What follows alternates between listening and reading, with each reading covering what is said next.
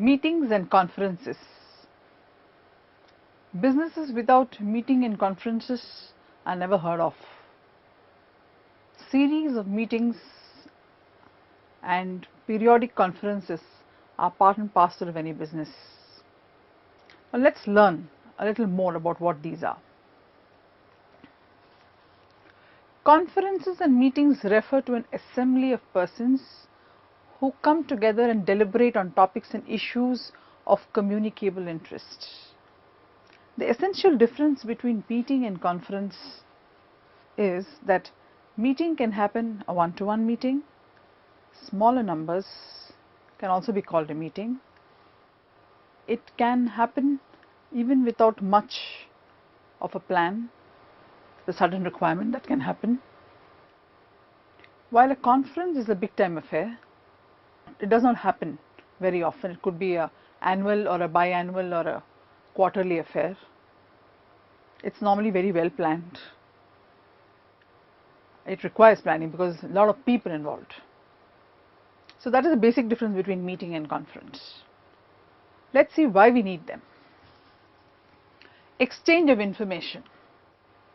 A meeting, either one-to-one or one-to-many, the idea is information is shared. Articulation of alternative viewpoints. There's some idea which has come and one would like to share it with others so that the other viewpoints may also be gathered before the idea is implemented. Deliberation on specific issues. Why is absenteeism so high? We can deliberate on the issue. Removal of misconceptions. If somebody thinks somebody is not doing well and somebody feels that it's a misconception, one wants to clarify, we could have a meeting. Elaboration and clarification of concepts and ideas. Finalization of plans and strategies.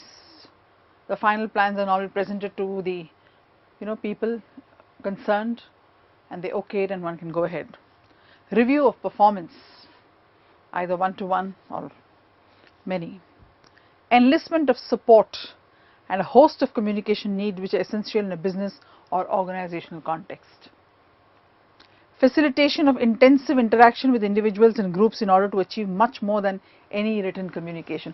While written communication does inform and convey, because it lacks the non-verbal support and does not convey feelings the way it should.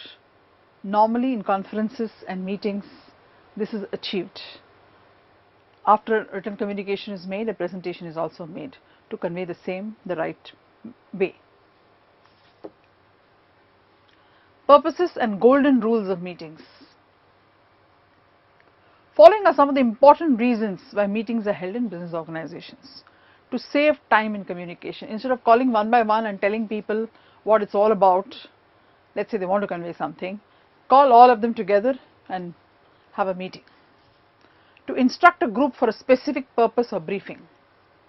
To discuss and solve problems related to business. To solve conflicts, confusions, disagreements among target groups. To give and get new ideas and immediate reactions. To generate enthusiasm and positive attitudes. If you want to charge your sales team, you call them, share with them the incentive plan that you have for them, and if somebody has done well, applaud them, congratulate them in front of all.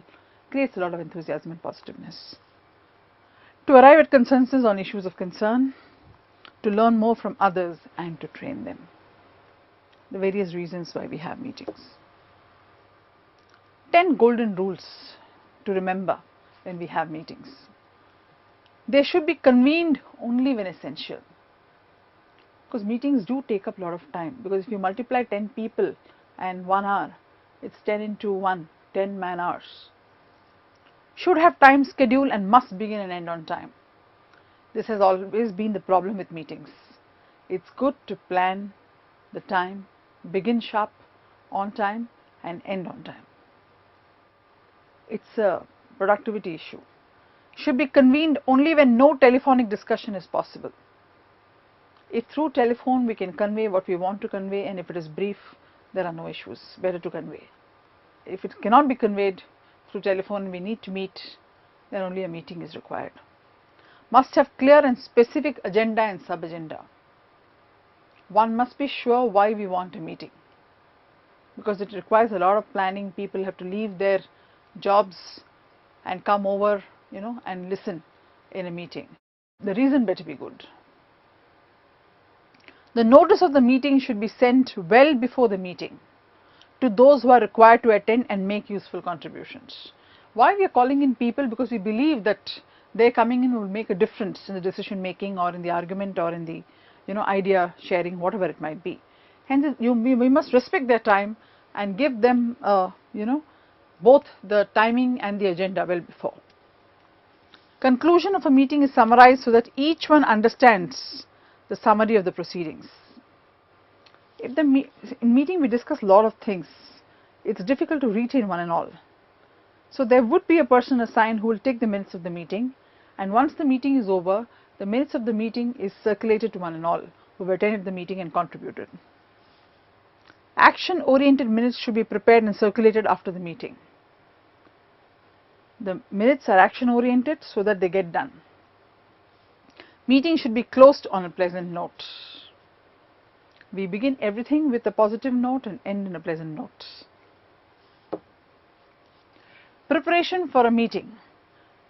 Domestic arrangements. Which is why before we have a meeting, we should be clear why we want one, because it involves a lot of back and work. Where will the meeting be held? Venue. So one has to run around and book a venue depending upon the number of people who are going to attend. At what time and day will it be held? Because it is a convenience, everybody has to attend. So either it could be the beginning of the day or at the end of the day, so that everybody is available to attend the same. What will be the duration of the meeting? The agenda and the topics will decide what will be the duration. Who will be invited to attend? Who will be the participants? Depending upon the issue or the reason for the meeting, we will know who are the people who are going to attend. Who will chair the meeting? So that decision also will be taken. Who will be called upon to formally speak?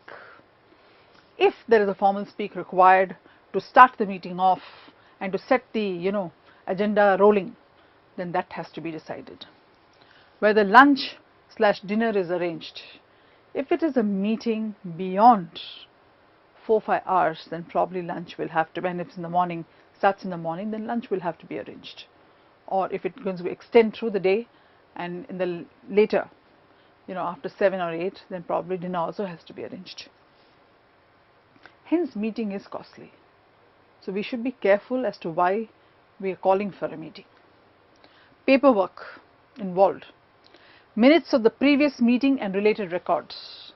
If this is a regular meeting that's happening in an organization, then the previous minutes will be useful to set the ball rolling in the new meeting. Reports to be read beforehand along with office notes. If any pre-work needs to be done before the meeting commences, then that needs to be circulated well before the meeting starts. Agenda and related papers. The agenda gets circulated either before or during the meeting. And if any related papers, which means papers that need to be read during the meeting, then that also has to be circulated. Written reports or graphics required at the time of the meeting. If there are any written reports that are required, or if there are any presentations that have to be made, then those also have to get ready. So it also means that meeting requires a lot of preparation. Meeting itself takes time. Preparation requires time. So there is a lot of time involved.